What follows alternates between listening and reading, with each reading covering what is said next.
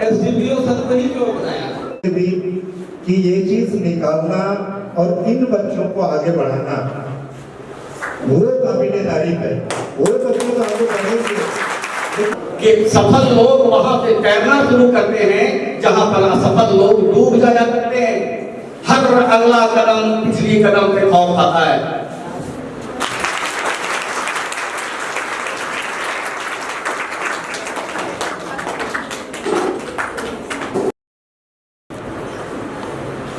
PM Shri 10+2 upgraded school में उपस्थित chief guest Giridih के एसडीपीओ ऑनरेबल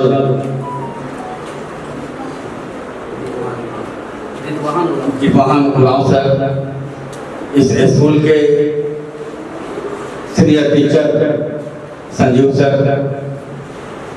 उपस्थित अपने अपने सब्जेक्ट के सभी एक्सपर्ट शिक्षकगण, देवभूमि के सर्वे सर्वा और बहुत सारे मीडिया हाउस से अपने अनुभव को लेकर और आज इस क्षेत्र में और छात्रों के लिए खासकर समाज के लिए काम कर रहे Dilip Sinha sir, senior reporter Sanjeev ji and उपस्थित सभी देवभूमि के अधिकारी पदाधिकारीगण एंड अपनी छोटी छोटी आंखों में बड़े ख्वाब संजोए बैठे इस स्कूल के लवली स्टूडेंट, आप सबों को देवभूमि के साथ साथ गोल इंस्टीट्यूट का बहुत बहुत अभिनंदन, वंदन एवं स्वागत।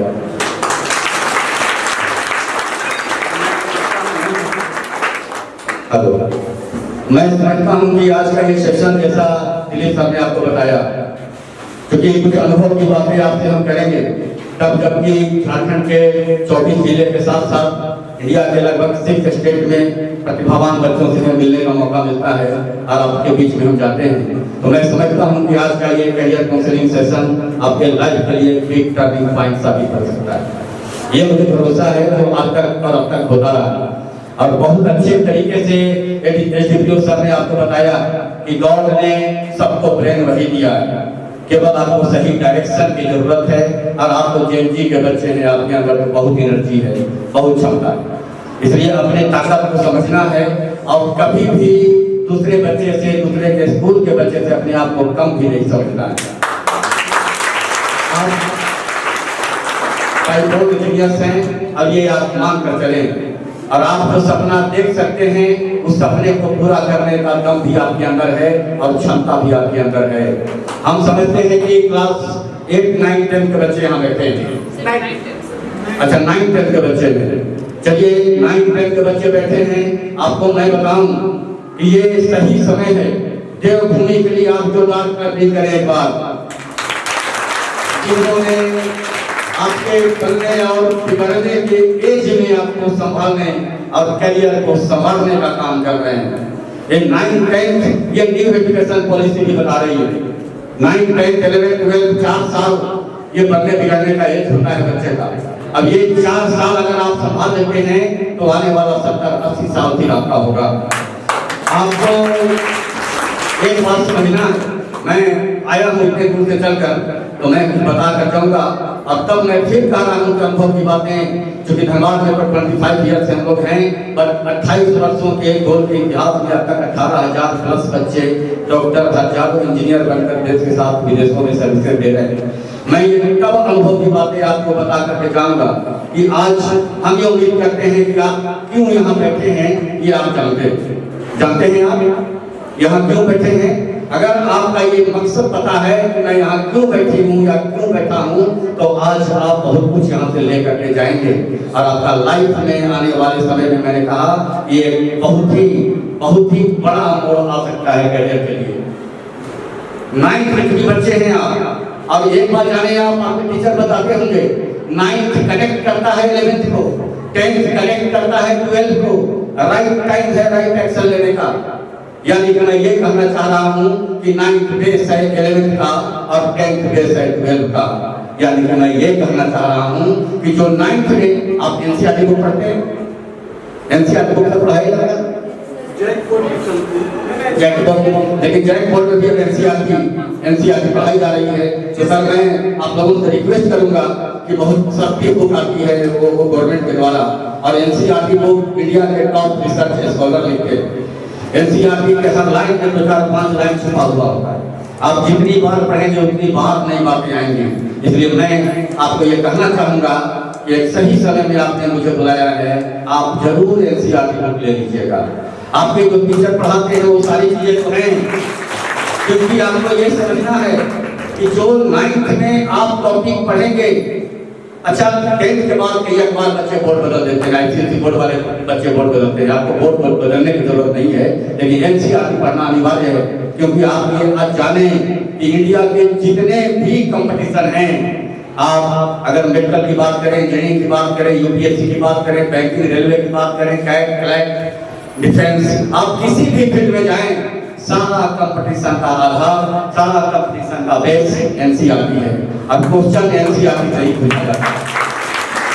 इसलिए आप अपने माँ पिता से बताएंगे ये पतली सी बुक होती है, और खासकर अब ऐसे आप हर सब्जेक्ट का अगर ले लें तो ज्यादा बेटर है, लेकिन साइंस और मैथ ये जरूर एनसीईआरटी बुक ले लीजिएगा। मैं आपको बताऊं कि एनसीईआरटी का इंपॉर्टेंस कुछ चंद पंक्तियों में मैं आपको बताता हूँ कि एनसीईआरटी का क्या इंपॉर्टेंस है। मैं ये बोलता हूँ कि आप किसी फील्ड में, अगर आप यूपीएससी की बात करेंगे, देखिए सर जेपीएससी सर करके आए हुए आपके बीच में, अगर आप यूपीएससी की बात करेंगे तो क्लास 6 to 12 तक एनसीईआरटी पे कमांड करना होता है। अगर आप डॉक्टर नीट की बात करेंगे तो आपको 9 to 12, इंजीनियरिंग में भी कुछ ऐसे ही है, बैंकिंग रेलवे सीए बाकी सब जगह ऐसे ही है कि 9 to 12 तक के एनसीईआरटी पे कमांड, और जिनका जितना बढ़िया कमांड होता है वही रैंकर होते हैं, वही टॉपर होते हैं। इसलिए एनसीईआरटी बुक आप जरूर लेंगे। और एनसीईआरटी बुक हम जानते हैं कि दरअसल लैंग्वेज आपको शुरुआती दौर में टफ लगेगा, लेकिन जब 2 बार 4 बार 5 बार पढ़ेंगे और जो बातें आपको न समझ में आएगा, टीचर से इंटरेक्ट करेंगे, तो बाद में आपका इंटरेस्ट डेवलप होगा और इस समझ में आने लगेगा, तो आगे आने वाले समय में आपका कोई भी कंपटीशन आसान दिख जाएगा। एनसीईआरटी की इंपॉर्टेंस तब मैं कह रहा हूँ कि यूं ही नहीं मैं डॉक्टर इंजीनियर आईएएस या आईपीएस बन जाता हूँ, यूं ही नहीं मैं डॉक्टर इंजीनियर आईएएस या आईपीएस बन जाता हूँ। एनसीईआरटी के हर लाइन की गुणवत्ता खोज लाता हूँ, एनसीईआरटी के गुणवत्ता के खजाने के गोताखोर हूँ मैं, यूं ही नहीं मैं टॉपर बन जाता हूँ। एनसीईआरटी में कमाना बहुत जरूरी है। मैं आपको बताऊं कि जो 9th में आप पढ़ रहे हैं, सेम टॉपिक आपको 11th में पढ़ना है, जो आप 10th में पढ़ रहे होंगे वो सेम टॉपिक आपको 12th में पढ़ना है, केवल कंटेंट आसमान जमीन का फर्क हो जाता है। इसलिए आप 9th 10th जितना स्ट्रॉन्ग करेंगे तो आगे 11th 12th आपका बेस्ट होगा, तो आपका करियर बेटर हो जाएगा। मैं आपको ये कुछ बातें बता करके जाऊंगा, मैं जो करना चाह रहा हूँ, क्योंकि बहुत सारी बेटियां हैं, और बेटियां एक बात को समझिएगा, अभी इंडिकेट कर रहे थे दीपान सर कि बेटियां अपने माँ पिता के बड़े अमूल्य हीरे हैं। आप अब बेटा हुए या बेटी, आप लोग बड़े बेस्ट कीमती हैं और बड़ी कीमत है, अपने कीमत को पहचानना। अब ये समय है कि आप इस चीज को सजगता से, मैं कुछ प्रिकॉशन भी बताऊंगा और कुछ इंफॉर्मेशन भी दूंगा। अगर आप ये बात करें तो आगे बात आ रही थी सीबीएसई बोर्ड, आईसीएसई बोर्ड, इस बार जो रिजल्ट आया है 10th का ओवरऑल, चाहे वो स्टेट बोर्ड हो चाहे सीबीएसई आईसीएसई बोर्ड हो, लगभग 2,22,000 बच्चे ओवरऑल इंडिया से 90% से ज्यादा मार्क्स लाए हैं 10th में। अगर 10+2 के रिजल्ट को भी अगर 90% प्लस वाले को जोड़ेंगे तो 4.5 लाख से 5 लाख बच्चे हैं। अब आप ये समझिए कि इंडिया में जितने भी कंपटीशन हैं और नंबर ऑफ सीट्स कितने हैं गवर्नमेंट के, अगर वो 90% प्लस वाले बच्चे के बीच में ही कंपटीशन कराया जाए तो सीट कम पड़ जाएगा। लेकिन कोई 90% लाए, कोई स्टेट टॉपर हो, कोई फर्क नहीं पड़ता है, क्योंकि हमने महसूस किया है, हमने यहाँ देखा है, आपके गिरिडीह में बड़ी पोटेंशियल है। टुंडी एरिया के बच्चे, सुदूर ग्रामीण क्षेत्र के बच्चे जो केवल एलिजिबल होते हैं, मेडिकल के लिए कितनी एलिजिबिलिटी चाहिए, इंजीनियरिंग के लिए कितनी एलिजिबिलिटी चाहिए, बैंक के रेलवे में कितना चाहिए, 50% मार्क्स जिनका बच्चे का 10+2 में होता है, 10 के मार्क्स देखा भी नहीं करता है। 10+2 में जिनकी 50% मार्क्स होता है, और अगर उनका कैटेगरी ओबीसी या जनरल है और अगर SC ST में है तो 40% अगर उनका मार्क्स आता है तो डॉक्टर, इंजीनियर, बैंकिंग, रेलवे सब जगह वो जा सकते हैं। केवल IIT की क्राइटेरिया एक होती है कि 75% होना चाहिए या टॉप 20% में आपको आना चाहिए। जरा सा मुखातिब होंगे, जरा सा कॉन्सेंट्रेट आप रहेंगे। जो बच्चे लेफ्ट राइट देख रहे हैं, जरा सा आप कॉन्सेंट्रेट रहें, फोकस्ड रहें, क्योंकि मैं बहुत कुछ आपको देने के मूड में हूँ और देने के लिए आया हूँ। अब चंद शब्दों में, कम शब्दों में मैं लेकर जाऊंगा, लेकिन मैंने ये कहा कि जो बच्चे में जिद होता है, जिद होता है और जुनून होता है केवल जीतने की, वो बच्चे हिस्ट्री क्रिएटिंग रिजल्ट ले रहे हैं। गांव के बच्चे आते हैं और 90% प्लस वाले बच्चे को पीछे कर देते हैं। ये हमने अब तक महसूस किया है, क्योंकि उसके पास भले ही पैसा कम हो, लेकिन केवल जिद होता है और जुनून होता है कि जो आपने सपना देखा है। और आपको ऐसे सोचना होगा कि अगर आपने सोच लिया कि मुझे डॉक्टर बनना है तो अब एक जिद कीजिए कि मुझे डॉक्टर ही बनना है। अगर मुझे इंजीनियर बनना है, IIT बनना है तो IIT ही बनना है। अगर मुझे IAS बनना है तो IAS ही बनना है। मुझे मैनेजर बनना है तो मैनेजर ही बनना है। आप किसी फील्ड में जाएं इस जिद के साथ। अब ये जिद आती कैसे? हम ये उम्मीद करते हैं कि आप बच्चे आज ये सोच लिए होंगे अब तक, क्योंकि 9th 10th के बच्चे हैं। अच्छा, कितने बच्चे ऐसे हैं जिन्होंने सोच लिया है कि मुझे बनना क्या है और करना क्या है? Raise your hand. कितने बच्चे हैं जिन्होंने गोल डिसाइड कर लिया है, मुझे क्या बनना है, क्या करना है? चलिए, थैंक यू सो मच। लेकिन जो बच्चे, अब मैं आया हूं तो फिर मैं वही बता रहा हूं, जो बच्चे अब तक नहीं सोचे हैं कि मुझे बनना क्या है, करना क्या है, जरा सा मैं आपको थोड़ा बताता हूं। आपके मन में जो इंटरेस्ट है, इंटरेस्टेड लक्ष्य को पाना आसान होता है। आज के बाद आप घर में जाएंगे और आज के बाद जब अपने टीचर से मिलेंगे तो अपने पेरेंट्स, गार्जियन से भी पूछेंगे कि पापा मम्मी मुझे बताइए हमारे अंदर क्या इंटरेस्ट है और मुझे क्या करना चाहिए। फिर अपने इंटरेस्ट को भी आप शेयर करें।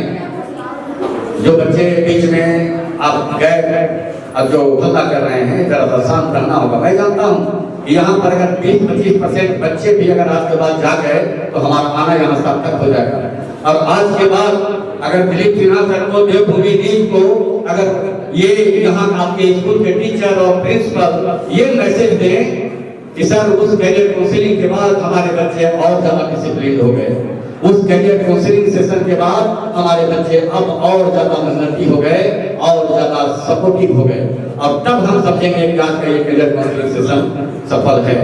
अब तब मैं बता रहा था कि जो स्टूडेंट अब तक डिसाइड नहीं किए हैं कि मुझे बनना क्या है और करना क्या है, आज अपने इंटरेस्ट को देखें आप। लाइक मैं ये भी कहूँगा कि 9th 10th तक स्कूल की डिफरेंट एक्टिविटी में भी हिस्सा लेना चाहिए। अपने इंटरेस्ट को देखते हुए, वो चाहे डांसिंग हो, चाहे सिंगिंग हो, चाहे स्पोर्ट्स हो, चाहे extra activity, overall personality build होता है। इसलिए स्कूल की एक्टिविटी में भी आप जरूर शामिल होइए। बट आज के बाद आप ये डिसाइड करेंगे कि मुझे क्या बनना है तो अपने टीचर से भी सहयोग लेंगे कि सर मैं ये बनना चाहती हूँ, ये बनना चाहता हूँ, मुझे आप सजेशन दें।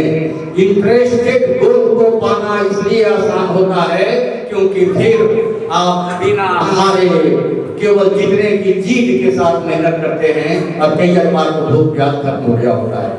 जितवाहन सर आज आपके बीच में जिनके ग्रुप में मौजूद हैं, बड़े अधिकारी आपके शहर में, आप ये समझें इन्होंने रातों का नींद चैन कितना सब कुछ छोड़ दिया होगा और जिस ग्रामीण परिवेश से आए बस इनके पास केवल एक ही जिद होगा, एक ही जुनून होगा कि मुझे तो कुछ करना है और बनना है। इन्होंने जैसा बताया वैसा जिद के साथ जब आप आगे बढ़ते हैं ना, ये पूरी ब्रह्मांड की शक्तियां आपको सपोर्ट में लग जाती है। फिर आपके जो बॉडी का जो 600 आपके बॉडी में जो 639 मसल फाइबर हैं उसकी भूख एक हो जाती है और फिर आप कंसंट्रेट हो जाते हैं। इसलिए मैं उम्मीद करता हूं कि आज के बाद आप ये सोच लेंगे मुझे बनना क्या है, करना क्या है, और फिर कभी भी दूसरे बच्चे से मार्क्स को तुलना मत कीजिए, फिर कभी भी अपने आप को कमजोर मत समझिए। आपको गॉड ने यूनिक बनाकर भेजा है, आपको जीनियस बनाकर भेजा है। आप बस केवल राइट डायरेक्शन में मेहनत कीजिए और आप जो सपना देख रहे हैं, सपना आप तो जानते हैं ना, अब्दुल कलाम क्या करते थे, सपने वो नहीं जो नींद में आए, सपने वो जो नींद उड़ा दे। और ऐसी नींद उड़ाने वाली अगर आपने सपना आपने देखा है तो आप बस केवल मेहनत कीजिए, हमारे जैसे लोग आपको सपोर्ट करने के लिए तैयार हैं। लेकिन मैं आपको जगाने भी आया हूँ, एहसास कराने भी आया हूँ और आपके जवाबदेहियों से अवगत भी कराने आया हूँ, तब जबकि आप जैन जी के बच्चे हैं और आप युवाओं पर एक बड़ी जवाबदेही और बड़ी जिम्मेवारी है। जिन युवाओं के पद पर पूरे विश्व में आप युवा कंट्री हैं और आप बच्चे जेन जी इनर्जेटिक हैं, तब आउट ऑफ टाइम बहुत जल्द होते हैं, आपके पास पेशेंस की भी बहुत कमी है। अब तब मैं ये कह रहा हूँ कि गवर्नमेंट का एक सीट लेना युद्ध जीतने के समान है। तब जबकि यूपीएससी अगर आप क्रैक करना चाहें तो लेस देन 1% में आना होता है। अगर आप आईटी की बात करें तो लेस देन 1% में आना होता है। अगर आप मेडिकल की बात करें तो लेस देन 2% में आना होता है। अगर आप एनआईटी की बात करें, बैंकिंग, रेलवे, किसी भी कमीशन की बात करें तो आपको लेस देन 3% में आना होता है। आपको ये जवाबदेही और जिम्मेवारी लेना होगा कि हम दूसरे बच्चे से अलग क्या हैं और हम दूसरे बच्चे से अलग कर क्या रहे हैं, फिर हम अलग क्यों हो जाए, क्यों 98 या 97% स्टूडेंट को चेंज कर आप पीछे करें एंड आप लेस देन 3%, लेस देन 2% में क्यों आ जाए, ये जवाबदेही। और जब आप सफल होते हैं तो हम लोग गर्व से कहते हैं अपने बच्चों को, ये सफलता तुम्हारी वजह से हुआ, हम लोगों ने तो अपना बेस्ट दिया। लेकिन ये जब आप सफल होते हैं तो आप समझिए कि उसके 90% जिम्मेवार, 90% उस सफलता के हकदार आप हैं। और अगर आप सफल होते हैं तो फिर ये भी जवाबदेही लेना होगा कि इसके जिम्मेवार कौन नहीं है। 10% भी आपके माँ पिता, पेरेंट, टीचर सारे होते हैं, इसलिए 90% जवाबदेही और जिम्मेवारी अपने हाथों में आप ले लें। आप तो 15 अगस्त 26 जनवरी को एक बड़ा बढ़िया गीत सुनते होंगे, नन्हे मुन्ने बच्चे तेरी मुट्ठी में क्या है, मुट्ठी में है तकदीर तुम्हारी। वाकई ये तकदीर आपके मुट्ठी में है। मैंने कहा कि एक सीट गवर्नमेंट का लेना युद्ध जीतने के समान है और युद्ध बड़े किस्मती लोगों के नसीब में आता है। युद्ध नहीं जिनके जीवन में वो तो बड़े अभागे होंगे, युद्ध नहीं जिनके जीवन में वो तो बड़े अभागे होंगे, या तो परम तोड़े होंगे या रंग छोड़ भागे होंगे। आपको रंग छोड़ नहीं करना है, रंग छोड़ कर नहीं भागना है। एक जवाबदेही जिम्मेवारी को लेकर के अगर जब आप आगे बढ़ते हैं तो बेशक मैंने कहा ये भगवान का नियम है, नेचर नियत को सपोर्ट करती है। इसलिए माँ पिता ने बचपन से बताया कि हम जैसा सोचते हैं वैसा बन जाते हैं। माँ पिता ने एक बात और हमें अवगत कराया कि जैसी संगत वैसी रंगत। मैं आपको कुछ सावधान भी करने का प्रयास करूंगा। माँ पिता की बातों का कभी भी बुरा नहीं माने। इस दुनिया में, इस धरती पर अगर सबसे बड़े कोई वेल विशर आपके लिए शुभचिंतक हैं तो वो आपको माँ पिता हैं। इसे माँ पिता की बातों का कभी बुरा नहीं माने।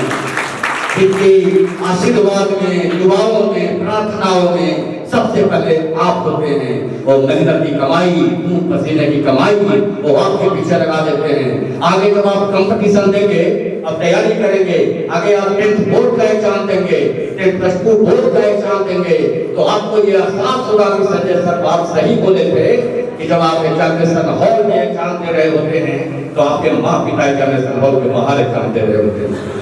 आप जब सफल होते हैं तो आपकी सफलता के साथ आपके माँ पिता भी सफल हो जाते हैं। इसलिए माँ पिता की बातों का कभी बुरा मत माने आप। दूसरे जो आपके टीचर हैं, कहा जाता है कि माँ पिता से ऊपर के दर्जे का गुरु जो आपके होते हैं वो टीचर होते हैं, जो अपने माँ पिता और गार्जियन से भी आप बातें जो शेयर नहीं कर सकते हैं आप अपने गुरु से करते हैं। और इसीलिए गुरु को भगवान का दर्जा दिया जाता है। वो टीचर जो आपके इंटरेस्टेड टॉपिक को इंटरेस्टेड बनाकर पढ़ाते हैं, वो टीचर जो कमजोर बेस वाले बच्चे के लिए एक्स्ट्रा समय देते हैं, और वो टीचर जब आप सफल होते हैं तो माँ पिता के बाद सबसे ज्यादा खुश होने वाले इंसान आपके टीचर होते हैं। इसलिए टीचर की बातों का भी कभी आप बुरा नहीं माने। मैं कुछ बातें आपको मैं बताना चाहूंगा और आपको जगाना चाहूंगा कि आप ये जाने, क्योंकि अभी आप जैन जी के बच्चे हैं और कई बार कब आप आउट ऑफ ट्रैक होते हैं आपको पता नहीं चलता है। माँ पिता जो बताते हैं कि संगत से गुण होत है, संगत से गुण जात। बेटा संगति अच्छे करना, अच्छे दोस्तों के साथ रहोगे तो तुम महंगे हो जाओगे, और सस्ते दोस्तों के साथ रहोगे तो तुम सस्ते हो जाओगे। कई बार हमने महसूस किया है, हॉस्टल में बच्चे आते हैं, 2 बच्चे रूम पार्टनर हैं। एक बच्चा अगर मेहनत करता है और मेहनत करने के बाद जब वो सफलता हासिल करता है तो अगली बार वो बच्चे को लगता है कि हमने गलतियां किया है, अगर हम ही मेहनत करें तो नेक्स्ट बार मेरा भी रिजल्ट होगा। और मैंने कहा कि कोई भी कंपटीशन सिलेक्शन का प्रोसेस नहीं है, ये फिर को हटाने की व्यवस्था है। ये सिलेक्शन का प्रोसेस नहीं है, ये एलिमिनेशन का प्रोसेस है, फिल्ट्रेशन का प्रोसेस है। लेकिन हम फिर का हिस्सा न बने तो आपको क्या करना चाहिए, इन बातों को आपको समझना होगा। मैं आपको ये बताना चाह रहा हूँ कि जब आप क्लास में आते हैं, मैं कुछ दो मंत्र लेकर जा रहा हूँ। जब आप क्लास हम विद्वान से रिक्वेस्ट करें कि सर 10 मिनट का और वेट करें, 10 मिनट सर आप और वेट करें। आपकी बातें मुझे अच्छी लगी, आपको देखकर हम खुद ही मोटिवेट हो रहे हैं और आपको देखकर बच्चे डायरेक्ट मोटिवेट हो रहे हैं। जब भी क्लास में आप आए तो जो टीचर आपको पढ़ाते हैं आपको पता होता है कि अगले दिन में टीचर क्या पढ़ाने जा रहे हैं। उस टॉपिक को, उस सब्जेक्ट को, उस चैप्टर को एक बार पढ़ करके आइए। और मैंने कहा एनसीईआरटी बुक ले लीजिए, एक चैप्टर को उसको पढ़ करके आइए। जब आप पढ़ करके आइएगा तो आपकी साइकोलॉजी होगी कि आप पढ़ने के उद्देश्य से यहाँ आए हुए हैं, तो आप फोकस रहिएगा, क्लास पे फोकस रहिए। और जो बातें न समझ में आए आप अपने टीचर से पूछ लें, आप टीचर से इंटरेक्ट करें। सर उस व्यक्ति को लगा दें हम लोग बेटर रहेगा। आप जब क्लास में आए तो आप कंसंट्रेट रहें, घर से पढ़ करके आए। घर में जाने के बाद कुछ रेस्ट लेने के बाद में फिर आप उसको फिर एक बार रीडिंग दें, टीचर जो पढ़ाए हैं नोट्स फिर उसको एक बार देखें। एंड देन उसका क्वेश्चन, एनसीईआरटी का क्वेश्चन और एग्जाम्पल जरूर बनाइएगा। आपके यहाँ बहुत सारा टेस्ट होगा, टेस्ट होता है, कभी भी एक भी टेस्ट मत छोड़िएगा। जो भी टेस्ट होता है आपके सफलता का एक सीढ़ी होता है। मैंने कहा जो अच्छे प्रैक्टिशनर होते हैं वही रैंकर होते हैं। जो जितना ज्यादा क्वेश्चन की प्रैक्टिस करते हैं साधारण बच्चे असाधारण हो जाते हैं। लेकिन टेस्ट में कभी मार्क्स की तुलना भी दूसरे बच्चे से मत कीजिएगा। जिसको जितना आता हुआ है, मेरा जितना आ रहा है, सच का सामना करने का हौसला रखिएगा। मेरा इतना ही आ रहा है, और उसको डाउट को क्लियर कीजिए। दोस्त अच्छे बनाइए जिनसे डिस्कशन करके आप डाउट क्लियर कर लीजिए। वो फ्रेंड कभी भी अच्छा फ्रेंड हो ही नहीं सकता जो खुद भी क्लास छोड़ता हो और आपको भी मोटिवेट करता हो क्लास छोड़ने के लिए। वो फ्रेंड कभी भी आपका बेमिसाल नहीं हो सकता जो खुद भी टेस्ट छोड़ता हो और आपको भी टेस्ट छोड़ने की सलाह देता हो। दोस्त अच्छा हो जो आपके गोल तक पहुंचने में, आपके लक्ष्य तक पहुंचने में सपोर्ट करे, आपके डाउट को क्लियर करे डिस्कशन से। इसलिए आज के बाद अपने फ्रेंड पे भी और बगल वाले फ्रेंड पे भी जो जिनकी वजह से आपको लगता है, जानते हैं हम ये जरा सा मोह आने लगता है। अभी हम दोस्ती थे, साथ साथ रहते थे, पता नहीं सर क्या कहकर चले गए, इसको तो पढ़ने में मन लगना शुरू हो गया। अब पढ़ने में मन लगना शुरू हो गया यानी कि आपका करियर बढ़िया होना शुरू हो गया। इसलिए आप ये समझिएगा कि वो दोस्त अच्छे दोस्त बनाइए, डिस्कशन पार्टनर अच्छे बनाइए। और आज अगर कोई दोस्त आपका बुरा मान जाता है, मान जाने दीजिए। कल फिर जब आप रिजल्ट ले लेंगे, सफल हो जाएंगे, तो आप उसके लिए आइकॉन बन जाएंगे। फिर आप समाज, घर, परिवार, राष्ट्र, धरोहर बन जाएंगे। अब तब वो बच्चा फिर जगेगा, अगली बार फिर वो सफल होगा। जब जागो तब सवेरा। इसलिए कुछ दोस्त बुरे मानते हैं तो मान जाने दीजिए। या तो पूरी होगी नींद या पूरे होंगे सपने, या तो पूरी होगी नींद या पूरे होंगे सपने, और या कुछ दोस्त रूठेंगे तुझसे या फिर खुश होंगे अपने। आपको सोचना है कि आपको खुश किनको करना है। सफलता का मूल्य चुकाना पड़ता है, कंफर्ट जोन से बाहर निकलना पड़ता है, पसीना बहाना पड़ता है। एक बात जानेगा, मैंने पसीने से पूछा ये मेहनत कर इंसानों के माथे पे क्यों आते हैं। मैंने पसीने से पूछा कि ये बच्चे स्टेट बोर्ड के हैं, बड़े टैलेंटेड हैं, बड़े एनर्जेटिक हैं, इनके माथे पर आकर इनकी पढ़ाई को डिस्टर्ब क्यों करते हो। पसीने ने कहा कि मैं मेहनतकश इंसानों के माथे पर और जो पवित्र मन से ईमानदारी से मेहनत करते हैं उनके माथे पर विजयी तिलक की अग्रिम बधाई देने आता है।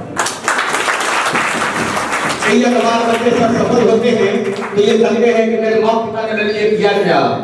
अरे माँ पिता से गले लगा करो कभी कभी। वो माँ पिता की पसीने की खुशबू में जो ताकत है, तेरी सफलता के पीछे वही लगी हुई लागत है। मैं एक सजगता और फिर एक वार्निंग जरूर बताऊंगा। मैंने कहा तब जबकि मैंने कहा कि लगातार प्रतिभावान बच्चों से ही मिलते हैं और आज तक कितने बच्चे जो यूपीएससी बच्चे तैयारी करते हैं, मैं जानता हूं कि उनके अंदर आफ्टर ग्रेजुएशन मैच्योरिटी आ जाता है और वो जानता है कि टेक्नोलॉजी में कितने देर तक रहना है, मोबाइल में कितने लिमिट तक रहना है। लेकिन आप बच्चे मैच्योर नहीं हैं। आप कब फिसलते हैं और रील देखते देखते 15 सेकंड के रील में अपने रियल लाइफ को खराब कर देते हैं। बचने की जरूरत है। इतने बच्चे जो आज टॉपर बन रहे हैं, बहुत सारे बच्चे ने कहा कि हमने सोशल मीडिया का गलत मिसयूज नहीं किया, हमने मोबाइल का मिसयूज नहीं किया। मैं जानता हूं कि जेन जी का बच्चा अपने माँ पिता को छोड़ देगा, मोबाइल नहीं छोड़ेगा। ऐसा है क्या आपके साथ? यानी कि बच्चे क्योंकि मोबाइल माँ पिता जब मांगते हैं, कई बार घटनाएं दुर्घटनाएं सुनने को मौका मिलती है। माँ पिता जब बच्चे से मोबाइल छीनते हैं तो सब लोग हैं जैसे लगता है कि ऑक्सीजन सिलेंडर छीना जाता है। इससे बचिएगा। आप बच्चे स्मार्ट हैं, माँ पिता को समझा देने में सक्षम हैं। सर ने बहुत अच्छे तरीके से बताया आपको कि जो कुछ ऐसी मोटिवेशनल चीजें हैं, कुछ इंफॉर्मेटिव चीजें हैं, आप 1 घंटे काफी है। इसके बाद उसमें मत रहिए क्योंकि सेल्फ स्टडी का टाइम पूरा का पूरा आप मोबाइल में बर्बाद कर रहे हैं। हम लोग यहाँ जब बच्चे आते हैं ऑनलाइन प्लेटफॉर्म से तो हम लोग को लगता है कि उसने अपना सारा सेल्फ स्टडी खत्म कर दिया, अपना बेस ही खराब कर दिया। इसलिए मोबाइल से ज्यादा बचने का प्रयास कीजिएगा। हम जानते हैं कि आप अपने माँ पिता को समझा देने में सक्षम हैं। यूट्यूब से ही पढ़ लेते हैं, सारा डाउट वहीं से क्लियर कर लेते हैं।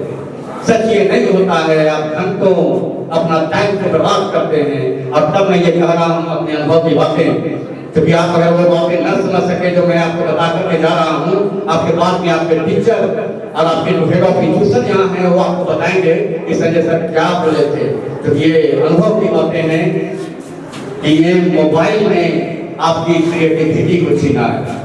इस मोबाइल ने आपके क्रिएटिविटी को छीना है। इस मोबाइल ने आपके थिंकिंग स्किल को छीना है। इस मोबाइल ने रिकॉलिंग कैपेसिटी को छीना है। जो क्वेश्चन बनाते हैं और जो फास्ट रिकॉल करते हैं कि इस क्वेश्चन में कौन सा कॉन्सेप्ट लगेगा, इस क्वेश्चन में कौन सा फार्मूला लगेगा, इस मोबाइल ने रिकॉलिंग कैपेसिटी को छीना है। इस मोबाइल ने नए थॉट को छीना है, न्यू इनोवेशन छीना है। और सच तो ये है कि एक रिसर्च बताता है कि जब पेन एंड पेपर से मैक्सिमम क्वेश्चन की प्रैक्टिस करते हैं तो जो फिंगर टिप्स में नर्व्स है वो ब्रेन सेल न्यूरॉन को एक्टिवेट करता है तो मेमोरी पावर बढ़ता है। इस मोबाइल ने मेमोरी पावर को छीना है। और तो और हम जितने भी स्कूल में जा रहे हैं वहाँ के प्राचार्य प्रिंसिपल्स कह रहे हैं कि सर आज के बच्चे कॉरिडोर से गुजर जाते हैं और गुड मॉर्निंग गुड आफ्टरनून कहने में इन्हें शर्म आती है। इस मोबाइल ने गुरु का सम्मान छीना है। इस मोबाइल ने आपके माँ पिता का आशीर्वाद छीना है। और सबसे बड़ी चीज जो आगे आप जब कंपटीशन की तैयारी करेंगे, मैक्सिमम क्वेश्चन की प्रैक्टिस करेंगे, मैं ये समझता हूँ कि आज के बाद आपका जब बोर्ड का एग्जाम होगा तो स्कूल के बच्चे बड़े मात्रा में और बड़ी संख्या में टेस्ट करें। तो मैं बता रहा हूँ अगर आपने आत्मसात कर लिया और तब जब फिर आप यहाँ आएंगे तो हम कहने के लिए विवश हो जाएं कि बड़ी शौक थी मौजों का तमाशा देखूं, बड़ी शौक थी मौजों का तमाशा देखूं, क्या पता था कि समंदर ही उछल जाएगा। क्या और सजगता से काम करेंगे तो अगली बार आपके यहाँ के स्कूल का रिजल्ट ज्यादा बेटर होगा। और तब मैं ये कह रहा हूँ कि इस मोबाइल ने किसी भी कंपटीशन को ब्रेक करने के लिए अनिवार्य स्पीड के साथ एक्यूरेसी को छीना है। जैन जी के बच्चे अपने हौसलों को बुलंद करना सीखिए। जैन जी के बच्चे अपने हौसलों को बुलंद करना सीखिए। मोबाइल चलाना तो सीख गए, बेटा अब कुछ देर बंद करना सीखिए। मैं इन पंक्तियों के साथ अपने वाणी को विराम दूंगा, क्योंकि गर्मी का छुट्टी है। और मैं फिर आपको बताऊं, आज बातें हो रही थी, आपके संयुक्त बता रहे थे कि सर यहाँ पे समर कैंप स्टार्ट होगा। 1 महीने का गर्मी का छुट्टी, अगर आपने इसमें मेहनत कर लिया तो अपने दूसरे बच्चे से आगे हो जाएंगे। इसीलिए कही जाती है कि सफल लोग वहां से तैरना शुरू करते हैं जहां पर असफल लोग डूब जाया करते हैं। हर अगला कदम पिछली कदम से खौफ खाता है। आपसे जो पीछे बच्चा है, आप उसे पीछे ना समझें, और अगर आप अच्छे हैं तो ओवर कॉन्फिडेंस में भी ना जाएं। हर अगला कदम पिछली कदम से खौफ खाता है, क्योंकि अगली बार पिछला कदम आगे हो जाता है। ये गर्मी का छुट्टी इसलिए हुआ है कि आप बैठे नहीं, अपनी जवाबदेही और जिम्मेदारियों को निभाएं और हर दिन का टारगेट देकर स्टडी करें। 1 महीने के बाद जब फिर आप क्लास में आएंगे और जब आप टेस्ट देंगे तो आप में एक नया चेंजिंग होगा और दूसरे बच्चे से बिल्कुल आप अलग हो जाएंगे। अब तब मैं ये कह रहा हूँ कि आपके छोटी छोटी आंखों में बड़े ख्वाब हो तो अच्छे, आपकी छोटी छोटी आंखों में बड़े ख्वाब हो तो अच्छे हैं। बेटा हाथों में मोबाइल की जगह किताब हो तो अच्छे।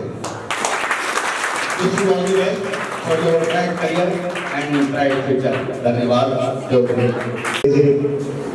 आपका मैं धन्यवाद करूंगा कि सही मायने में जैसा दिलीप जी ने कहा कि आज DPS हो, कार्मेल हो, बाकी जो भी स्कूल हो जो प्राइवेट सेक्टर के, वहाँ जाने के लिए, वहाँ लाने के लिए लोग हर चीज उनके पास है। लेकिन आज जिस स्कूल में ये प्रोग्राम हो रहा है, धनेडी में, उत्तराखंड उच्च विद्यालय में धनेडी, ये काबिल तारीफ है पूरी टीम के लिए, देवभूमि के लिए, संजय जी के लिए भी, कि ये चीज निकालना और इन बच्चों को आगे बढ़ाना वो काबिल तारीफ है। वो बच्चों को आगे बढ़ेंगे, लेकिन आज हमको आगे बढ़ना है।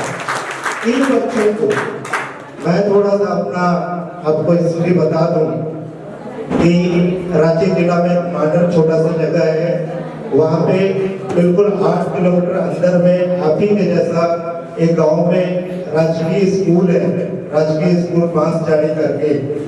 मेरी मैट्रिक वहाँ से हुई।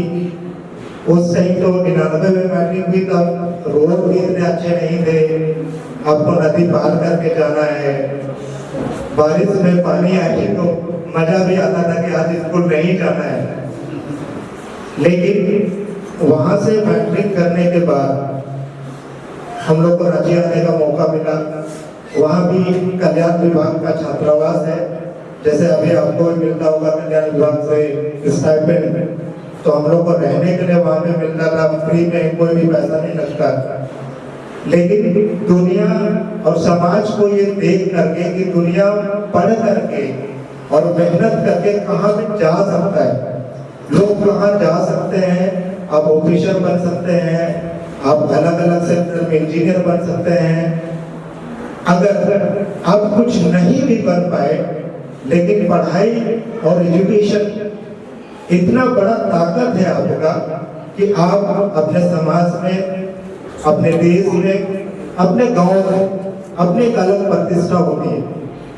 और सही मायने में कोई किसी से कम नहीं होता है।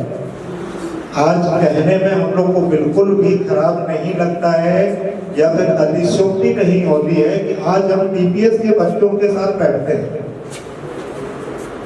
कहने का तात्पर्य यह है कि जो बच्चा DPS से पढ़ा, जो बच्चा बाकी जगह से पढ़ा और वो जा करके आज अच्छे अच्छे पोस्ट पे रहते हैं, लेकिन हम कम नहीं है बिल्कुल।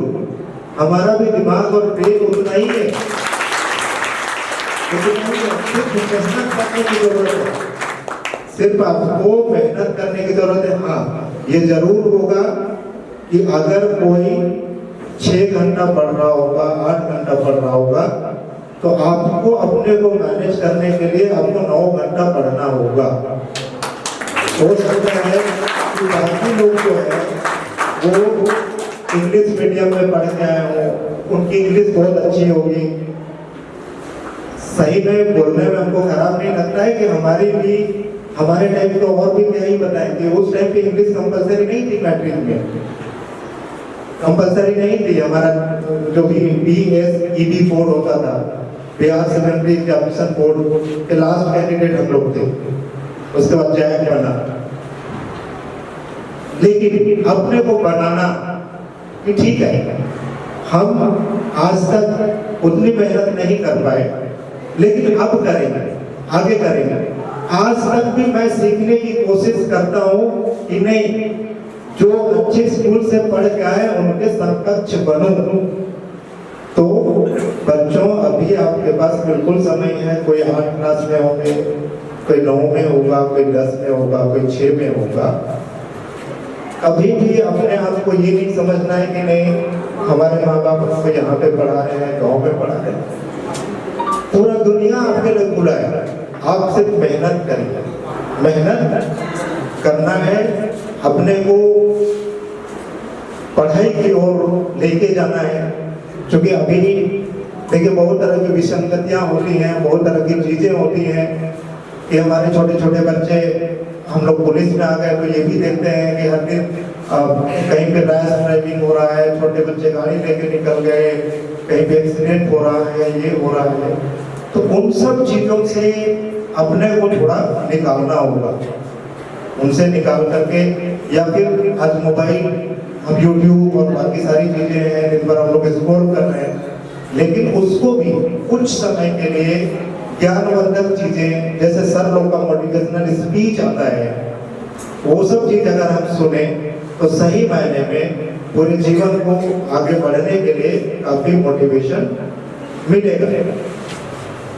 क्योंकि हम पुलिस में हैं तो थोड़ी बहुत बातें पुलिस से संबंधित भी आपको बताएंगे कि आपको कहीं कोई दिक्कत है, कहीं कोई समस्या है, तो हमारा 112 में आप टाइप करेंगे तो सीधा पुलिस को फोन लगेगा। आप कोई समस्या में है, वहाँ पे 5 मिनट 10 मिनट में पुलिस आकर के आपको मदद करेगी। अभी देखो बहुत ज़्यादा साइबर फ्रॉड हो रहा है। साइबर फ्रॉड मतलब कोई झूठ का भी ये बोल दे रहा है कि तुम्हारा फोटो हमारे पास है और इस तरह का फोटो है, गलत तरीके का फोटो है, तो तुम मतलब इसमें पैसा डाल दो, तो हम पुलिस से बोल रहे हैं, फलानी जगह से बोल रहे हैं। ये सारी चीज गलत है। कोई भी अगर ऐसा है तो पुलिस वाले आपके यहाँ जाएंगे, जांच करेंगे। लेकिन डिजिटल अरेस्ट इसको लोग अभी हम लोग कहते हैं कि डिजिटली कोई अपने को बता करके कि हम पुलिस वाले हैं, हम फलाने हैं और आपका फोटो हमारे पास है, आपका वीडियो हमारे पास है, आप ऐसा करें वैसा करें, पैसा डालें, तो ये सब चीज ध्यान रखना है। कभी कोई दिक्कत हो 1930 डिजिटली अगर कोई साइबर फ्रॉड होता है तो आप इस नंबर पे कॉल करके अपना रिजॉल्व करवा सकते हैं।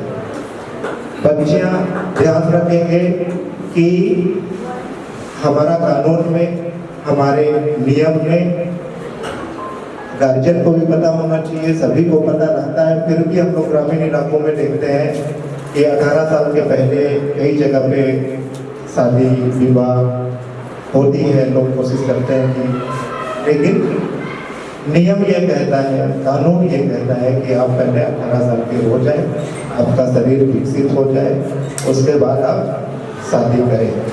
तो घर वाले भी अगर ऐसा कहते हैं तो बताना है, उनको भी समझाना है। ज़्यादा दिक्कत होती है तो हम लोगों के पास आके बताना है, तो हम लोग उसको रिजॉल्व करेंगे। मतलब यही कहने का तात्पर्य है कि हम जहाँ भी पढ़ रहे हो, चाहे वो धनेटी के स्कूल हो, चाहे और अंदर में कुबाड़ में स्कूल होगा, निदा में स्कूल होगा, हर बच्चा उस ऊंचाई को छू सकता है जिस ऊंचाई में अच्छे स्कूल के बच्चे जाते हैं। और सही मायने में अच्छे सरकारी आप संस्थान में देखेंगे, पदाधिकारियों को देखेंगे बहुत लोगों ने अपने स्ट्रगल के दम पे, अपने मेहनत के दम पे उस मुकाम को छुआ है। हम लोग एक और किताब पढ़ते थे पहले, सर लोग जैसे मोटिवेशनल स्पीच करते हैं उसी तरह से कुछ कुछ मोटिवेशनल स्पीचर हुआ करते थे। शिव खेड़ा की एक किताब आती थी, आपकी जीत आत्मविश्वास, आपकी जीत आत्मविश्वास, इस तरह की किताबें। उसमें लिखा हुआ था एक दो लाइन कि जीतने वाले कोई अलग काम नहीं करते, वो हर काम अलग तरीके से करते हैं। जीतने वाले कोई काम अलग नहीं करते, वो हर काम अलग तरीके से करते हैं। अलग होना होगा, थोड़ा सा अलग होना होगा उस ऊंचाइयों को पाने के लिए, उस ऊंचाई पर जाने के लिए। इसीलिए अपना घर का, अपना माँ बाप का नाम रोशन करना, अपने देश का नाम रोशन करना आपका दायित्व है, आपका कर्तव्य है। तो आप लोग खूब मेहनत करें और कभी भी अपने में ये आने नहीं देना है कि भाई हमको जो है मौका नहीं मिल रहा है या फिर हम आर्थिक रूप से सक्षम नहीं है कि कर पाएंगे। हम यही बताने की कोशिश आपको किए थे कि हम लोगों ने किस तरीके से पढ़ाई किया। एक गांव में 5 किलोमीटर दूर जाना है अपना झोला पकड़ के, अभी का बैग लाते होंगे, तब हम लोग छोटे में अपने किताबें रख के जाते थे। लेकिन उसके बाद भी कहीं ना कहीं मन में ये था कि नहीं, करना है, कुछ करना है, कुछ बनना है। तो जेपीएससी की यहाँ पे एग्जाम होती है जिसमें जो पीडीओ बनते हैं, सीओ बनते हैं, फिर पुलिस सेवा में डीवाईएसपी बनते हैं, वहाँ से वो जेपीएससी की एग्जाम शुरू होती है।